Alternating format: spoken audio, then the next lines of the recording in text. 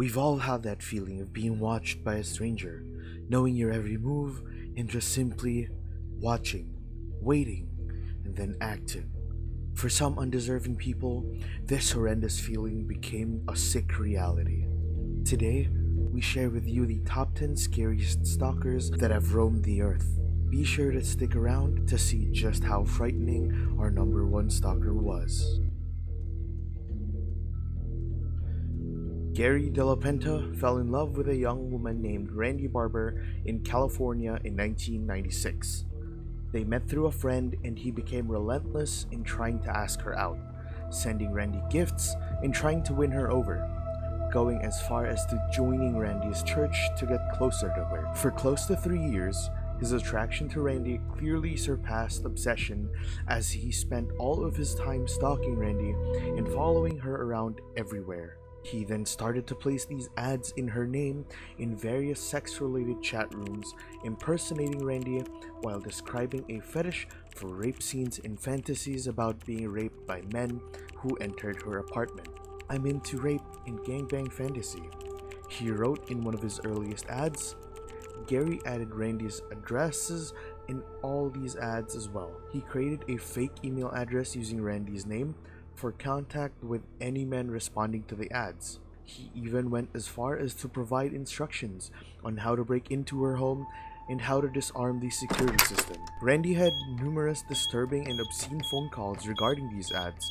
With a lot of dirty solicitations, Randy desperately resorted to placing notes on her door saying that the ads were fake to try and stop these men from breaking into her place. Gary, however, rebutted by putting a disclaimer on the ads saying that the notes were all actually fake and were all part of the fantasy scene. After being in contact with authorities and giving Gary De La Penta's name and suspicions, a search warrant was out for Gary De La Penta's accusations to be confirmed by their internet service providers that all of the emails came from Gary's computer, and he was arrested on charges of cyberstalking. Gary De La Penta was sentenced to 6 years in prison, and he was the first person to be charged under this new statute of cyberstalking. John Hinckley Jr. became infatuated with Jodie Foster in 1976, where he even moved states and enrolled in the same university as her to get closer to her. John sent notes, poems, even repeatedly called and left messages to Jodie, but not having any real contact with her, he began to fantasize about conducting a huge scheme to get Jodie's attention. At first, it was an aircraft hijacking, then committing suicide in front of her, eventually settled on a scheme to impress her by assassinating the president, thinking that by achieving a place in history, he would appeal to her as an equal. John began trailing President Jimmy Carter from state to state and was eventually arrested on a firearms charge, returning home and seeking psychiatric treatment for depression. His mental health did not seem to be getting better, and eventually led him to targeting the newly elected President Ronald Reagan in 1981. He began researching on the assassination of John F. Kennedy, and right before his attempt on Ronald Reagan's life, he wrote to Jodie, "Over the past 7 months, I've left you dozens of poems, letters, and love messages, in the faint hope that you would develop an interest in me. Although we talked on the phone a couple of times, I never had the nerve to simply approach you and to introduce myself. The reason I'm going ahead with this attempt now is because I cannot wait any longer to impress you." On March 30, 1981, John shot his revolver 6 times at Ronald Reagan when he was exiting the Hilton Hotel in Washington, D.C. He ultimately failed, but managed to severely injure several men in the shooting. At his trial, he was charged 13 offenses and was found not guilty by reason of insanity. Soon after his trial, Hinckley wrote that the shooting was the greatest love offering in the history of the world, and was disappointed that Foster did not reciprocate his love. John Hinckley Jr. was released from institutional psychiatric care on September 10, 2016, with many conditions. He was required to live full-time at his mother's home in Williamsburg, Virginia.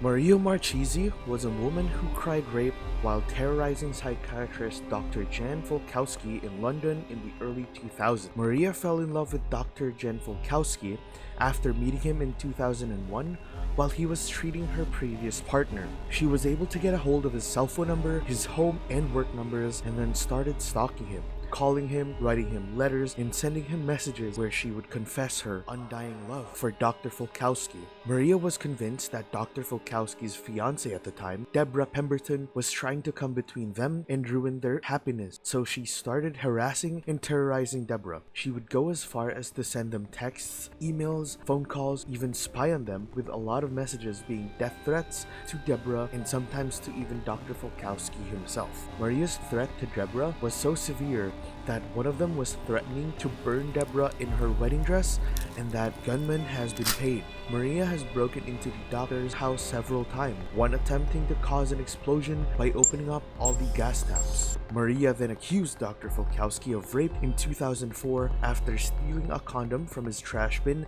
during one of her break-ins. For over a year after this incident, Dr. Folkowski was living under suspicion until much-needed evidence was found to clear his name. Traces of his new girlfriend's DNA was found in the sample and helped prove that Maria framed him. Maria had successfully broken up the engagement between Deborah and Dr. Folkowski, damaged his name and reputation, hindered his career, but after 18 months of this terrorism, his name was finally cleared. In January of 2007, Maria Marchese was sentenced to 9 years in prison for the crimes she has committed to both Folkowski and Deborah all those years ago. In 1991, Lisa Michelle Lambert shocked the world with her fatal jealousy and obsession with the stalking of her high school classmate Laurie Sho. Lisa and Laurie were friends for a short time until Lisa became unreasonably jealous of Laurie because of Lisa thinking that Laurie was after her on and off again boyfriend Lawrence Youngkin. Laurie dated Lawrence for a short time over the summer when Lawrence and Lisa weren't together. Laurie quickly ended the relationship after being sexually assaulted by Lawrence. Lawrence and Lisa, who was now pregnant with his child, got back again. Laurie was no longer interested and wanted to do nothing with Lawrence after the attack. Lisa was still paranoid and obsessed with jealousy of Laurie. She then devoted herself to stalking and harassing Laurie. She would often show up at her work and verbally assault her, taunting her with unsettling phone calls, even going as far as to threaten her openly in public with death threats and physical violence. Laurie's mother attempted to file charges against Lisa, but this did nothing to dissuade her about this harassment. On December 21, 1991, Laurie's mother received a fake phone call from the school counselor requesting that she come to a meeting to discuss Laurie. Her mother then returned home to discover her daughter in agonizing pain as she bled out. Laurie was able to tell her mother the name of her attacker by murmuring her final words, "Michelle." Her throat was slashed and she was stabbed several times. Lisa Michelle Lambert and accomplice Tabitha Buck were arrested the next day, and so was Lawrence Youngkin, who took the girls to Laurie's house that fateful day. He testified against the girls, stating that Tabitha Buck slashed the victim's throat after both her and Lisa stabbed and collapsed one of her lungs. He received a lesser sentence for his testimony, but Lisa and Tabitha both received a life sentence without the possibility of parole. 27-year-old Teresa Saldana, who was a movie starlet in the late 70s and 80s, captivated and enticed a 47-year-old Arthur Richard Jackson, a Scottish native who became obsessed with Teresa so much that he moved to the United States to be closer to her. In 1982, he was so obsessed with Teresa that it became his fantasy, his dream, and his plan to not only find her, but also kill her and himself, so that they could be eternally together in the afterlife. Once Arthur was in the US, he hired a private investigator to obtain information about Teresa. The private investigator was able to turn up with Teresa's mother's private telephone number. Arthur then called her mother, impersonating a representative for Martin Scorsese, claiming that he needed to reach Teresa to discuss a possible film role. Her mother then gave him her residential address, where he would wait for her outside. As she left her house in broad daylight, Arthur attacked Theresa, stabbing her 10 times with a hunting knife in the torso. It was found that he stabbed her with so much fury and power that the knife he used became bent. A delivery man, however, ran out of an apartment building, rushed to Theresa's side, and stopped Arthur, saving her life. Arthur Jackson was convicted of attempted murder and was given a 12-year sentence. While in prison, he continued to make threats against Theresa and also started threatening the delivery man who saved her life. Sending letter after letter to Theresa, she lived in fear for her life. Arthur wrote that if it wasn't him, he had friends that could kill her, and that upon his release, he promised he would find her and finish what he started. She suffered from anxiety and insomnia and was even hospitalized for the trauma and harassment she was exposed to. Similar to Arthur Jackson, Robert John Brado was a 19-year-old obsessed with actress Rebecca Schaeffer. Following Arthur Jackson, Robert hired a private investigator to obtain information on Rebecca before committing the murder. The Tucson, Arizona resident had an elaborate shrine of Rebecca in his house and wrote her numerous letters. He traveled to Los Angeles in 1987 and made multiple attempts to visit her on the set of her sitcom My Sister Sam. He was denied by security more than once while trying to get into Rebecca's set. After watching a movie where Rebecca Schaeffer was involved in a sex scene, he became angered, enraged, jealous, and disappointed. He decided that she needed to be punished and called her another Hollywood whore. Robert then traveled to Los Angeles and hired a private investigator where he obtained her address. He buzzed Rebecca's apartment, she answered and told her how he was her biggest fan and even showed her an autograph of hers that he had. Rebecca politely asked him to leave and not come back to her private house. Shortly after, he returned, buzzed Rebecca's door again, and this time when she answered, he pulled out a gun from a brown paper bag and shot her to death in the chest. He was later arrested and confessed to the murder, receiving life in prison without the possibility of parole. In 1968, 18-year-old Tatiana Tarasov met Prosenjit Podar at the University of California, Berkeley. They even went as far as to share a friendly kiss at a New Year's Eve party and started dating shortly. They, however, had different views about the seriousness of their relationship. She made it very clear that she was dating other men and wasn't interested in a serious relationship with him. Devastated by what happened, Podar started neglecting himself personally, destroying his academic performance, and falling into a deep depression and an even deeper obsession with Tatiana. In the coming months, his mental health continued to degrade. He would secretly record whatever conversations they had to try and determine why she didn't love him back. He was keeping a journal detailing every interaction they ever had since they met. He started stalking her and kept trying to convince her to change her mind. In the summer of 1969, Tatiana left the States to embark on a trip to Brazil. When Tatiana came back from her trip to Brazil, she was not informed by anyone about any threat to her safety, nor about Prosenjit's verbal expression and desire to kill her. And on October 27, 1969, Prosenjit carried out the murder he had described and confined in his therapy session. He showed up to Tatiana's house, shot her with a pellet gun, and then stabbed her 14 times.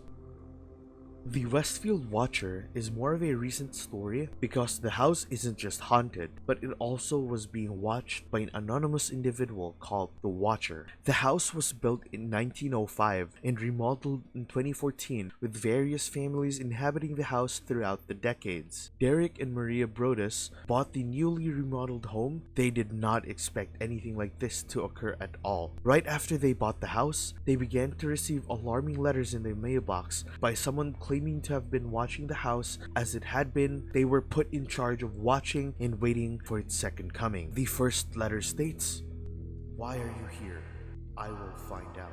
Each letter was signed by the Watcher, stated that he was always keeping an eye on the house and family. "All the windows and doors allow me to watch you and track you as you move through the house."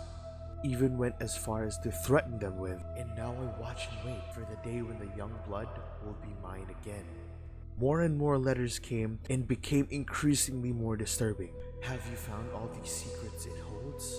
Once I know their names, I will call to them and draw them to me. I ask the woods to bring me young blood, The Woods were the previous owners of the house before the Brodus family. The Brodus family no longer was able to handle the pressure and put the house on sale, and was finally bought in 2019 to an anonymous new owner. But to this day, the identity of the Watcher remains unknown.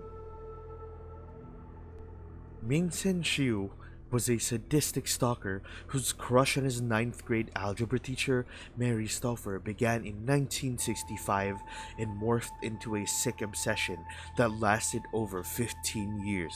Throughout the 15 years Ming fantasized about Mary, he began obsessively stalking Mary and attempted to track her down. In 1975, he broke into her in-laws' house, believing it to be Mary's house, and even went as far as to threaten them with death if the crime was ever reported to the authorities. In 1980, he learned about Mary's whereabouts in Bethel University and began to stalk her for months. In May of that year, he followed her to a salon where he held her and her daughter at gunpoint and kidnapped them. Bound and tied up, Mary was trying to make as much loud noises from the inside of the trunk. Ming pulled over and accidentally caught the attention of Jason Wilkman, whom Ming threw into the trunk and beat him to death. Ming Sen Shiu kept both Mary and her daughter in his house for nearly 2 months. While being imprisoned by Ming, Mary was repeatedly raped and assaulted. Ming recorded and kept many of the videotapes of his attacks on Mary. He made it a point to keep Mary and her daughter separate, locking Mary in a closet while her daughter was kept inside a locked box in a van. In July of 1980, Mary was able to escape and call for help. He was arrested the same day. While being on trial in 1981, Ming smuggled a knife into the court and attacked Mary after her testimony, butchering her face severely and threatening that he would one day kill her and her daughter. Ming Sen Shiu was sentenced to 40 years for the murder of Jason Wilkman and an additional 30 years for the kidnapping of Mary Stauffer and her daughter.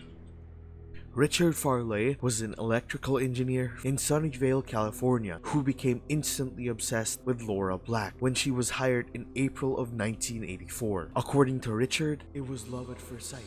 He told her he would continue to ask her out until she either accepted or until the day he died. Everything, including the letters, gifts, and even the advances, continued. Richard also adapted the habit of following her around in his car. Laura was forced to move several times. Richard went as far as going through her personnel files under false pretenses. Over the 4 years, Richard has given Laura over 200 love letters. She filed a complaint against Farley to the company's human resources department. The disturbing obsession and stalking did not stop though. He continued harassing Laura with increasing and more threatening behavior. He was fired in the summer of 1986, but his stalking and obsession continued, and in February of 1988, Laura filed for a temporary restraining order against Richard Farley. The day before the hearing was scheduled, Richard arrived at the company armed with a shotgun. He shot his first victim in the parking lot and started shooting his way into the building. He shot several people, killing 7 and injuring others before arriving at Laura's office. Closing the door on Richard, he shot through the door,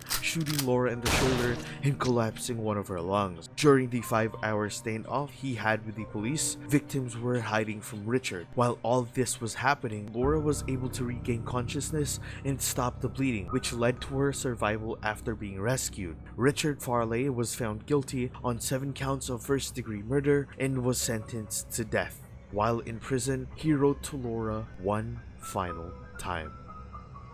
Thank you so much for watching. If you have similar stories that we may have missed, or even experienced something similar, feel free to drop them in the comments down below so we can talk about it. Don't forget to like and subscribe to the channel, it really does support us. We'll see you in the next video.